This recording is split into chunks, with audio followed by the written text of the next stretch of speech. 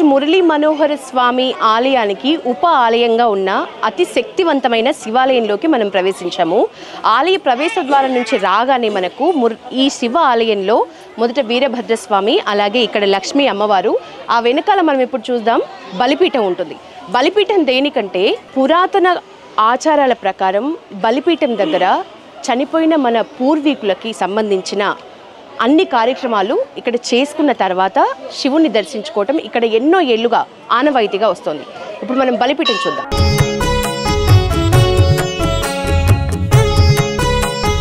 ఈ శక్తివంతమైన శివాలయాల్లో దాదాపు 23 ఏళ్ల నుంచి ఇక్కడ సేవకులుగా పనిచేస్తున్న విజయ్ కుమార్ గారు ఇప్పుడు మనతో ఉన్నారు.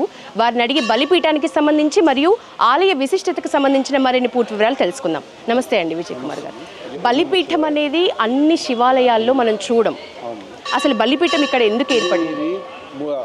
ఉంది కదమ్మా, 300-400 సంవత్సరాల క్రితము మనం దేవునికి పెట్టే ముందే మా పూర్వీకులకు ముందు నైవేద్యం పెడతారన్న. వాళ్ళకి పెట్టిన తర్వాత పితృదేవతలకు ఇచ్చే నైవేద్యం ఇచ్చేసి నైవేద్యం పెట్టి ఆ తర్వాత లోపల నైవేద్యం పెట్టి ఆ టైంలో వాళ్ళు ఏం చేశారంటే బలిపీఠం అన్నారు. అప్పుడు పెద్దలకు వీళ్ళకు పెట్టేదానికి ముందు మన పెద్దలకు నైవేద్యం పెట్టి వాళ్ళకి పెట్టాలన్నట్టు ఆ విధంగా బలిపీఠాన్ని ఏర్పాటు చేశారు. స్వామి అంటే బలిపీఠము ఇది మనం ఏర్పరిచిందా? స్వయంభూనే అన్ని 300 సంవత్సరాల క్రితం. ఇక్కడ ఏది స్వయంభూ అనేది ఎవరికి తెలియదు, ఎందుకంటే ఇది 300 సంవత్సరాల క్రితము ఉన్నదని పురాతన. అది ఎవరు సాధువులు తపస్సు చేస్తుంది కాబట్టి స్వయంభూ ఎవరన్నా అధ్యక్షుడు తెలియదు. ప్రస్తుతం ఇక్కడ కొబ్బరికాయలు కొడుతున్నారు. అంటే ఇంకా స్పెషల్ డేస్ లో ప్రత్యేకంగా శివరాత్రి రోజు, సోమవారాలు కూడా కొబ్బరికాయలైనా ఇంకా ఏమైనా ఈయన కొబ్బరికాయలు కొడతారు. మా కొబ్బరికాయలు పూలు శివరాత్రి నాడు పూలు తీసుకొస్తారు కదా, కిందికి తీసుకుపోనీయకుండా ఈయన పూలు ఎక్కించారు. అంటే పితృదేవతలకి అన్నారు కదా నైవేద్యాలు, అవి కూడా పెట్టేస్తారా? ఆ రోజు ఎవరైనా నైవేద్యం పెట్టడానికి వస్తే ముందు ఇలా పెట్టిన తర్వాత లోపల తీసుకుపోతారు. ఓకే, పితృదేవతలు అన్నం. ఈ కాలభైరవ స్వామి కాశీలో కాలభైరుడు ఎట్లా రక్షపాలకుడు, ఇక్కడ వీరభద్రుడు. ఈ కాశీకి వీరభద్రుడు. ఈ ఆలయాన్ని కాశీగా పిలుస్తారా? కాశీ బుగ్గ దీనికి, ఎందుకంటే ఇది కాశీకి సంబంధించింది కాబట్టి కాశీ బుగ్గ. ఇది ఇక్కడ రక్షపాలకుడు. ఓకే, ఈ ఆలయ పాలకుడు. ఓకే, అమ్మవారు లక్ష్మీ అమ్మవారు శక్తి ఉంది కాబట్టి బయట ఇద్దరు చూసుకుంటారు. కాలభైరవుడు, లక్ష్మీ అమ్మవార్లు ఈ ఆలయానికి కాపరులాగా. అమ్మవారు లక్ష్మీ అమ్మవారు, దుర్గామాత స్వయంభూనా? అదే చెప్తున్నవారమ్మా. ఆ టైంలో మనము తెలియదు, అప్పటి నుంచి ఉన్నాయి అట్లనే చేస్తున్నారు. ఇప్పుడు ఈ గుడి రాఘవరామరావుజీ కట్టిరు కదా, రాఘవరామ్జీ ఆయన కట్టిండు. అంతకు ముందు నుంచే శివాలయం ఉందని చెప్తారు, స్థాపించారని. ఆలయం నడుస్తున్నప్పుడు గర్భగుడిలోకి లోపలికి వెళ్తున్నప్పుడు నీటి ఊట ఉంది, బయట ఉందమ్మా. అది ఇప్పుడు చాలా మంది ఏమంటారంటే ఇప్పుడు దర్గాలకు అక్కడిక్కడ పోతారమ్మా, ఏమని నాకు ఏదో పై మీద ఉంది అది ఇది అని చెప్పి వాళ్ళకు డబ్బులు ఇచ్చేది పోతారు.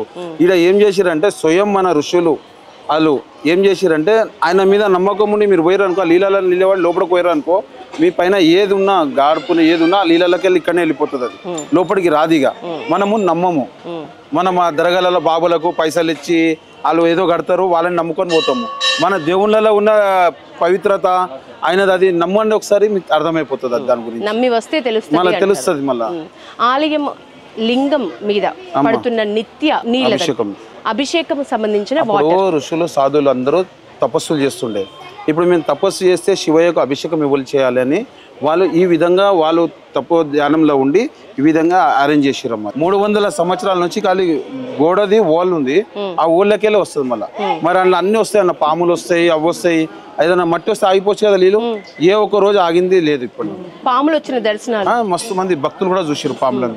ఇప్పుడు మీరు చెప్తున్న దాని ప్రకారం మనము శివునికి అభిషేకం చేయాలంటే చెంబెడు నీళ్ళలో గ్లాసుడు నీళ్ళలో తీసుకొస్తాం, ఎందుకంటే శివుడు బోలా శంకరుడు. చిన్నపాటి నీటి అభిషేకానికి పులకరించిపోయే మనస్తత్వం శివునిది. అలాంటిది శివుని దగ్గరికి వస్తే ఇక్కడ మనమే నీటిని ఇంటికి తీసుకెళ్ళొచ్చు, అభిషేకం నీళ్ళు.